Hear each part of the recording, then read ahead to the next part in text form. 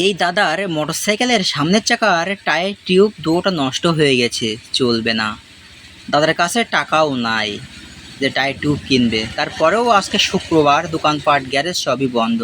তাই এই দাদার বাড়ি যাওয়ার মতন পরিবেশ আমি করে দেওয়ার চেষ্টা করতেছি। আমাদের এই ভিডিওটি দেখে যদি আপনাদের ভালো লাগে, আমাদের ছোট্ট ফেসবুক পেজটা একটা ফলো দিবেন ভাই। আমি বেশি কথা বলবো না। যদি আমাদের এই ভিডিওটি দেখে আপনাদের ভালো লেগে থাকে, অবশ্যই লাইক, কমেন্ট, শেয়ার, একটা ফলো করবেন। দেখুন, আমি যেটা টায়ারের ভিতরে ঢুকাইছি এটার নাম হলো ধান গাছ, অর্থাৎ আমরা বিচুলি বলে থাকি।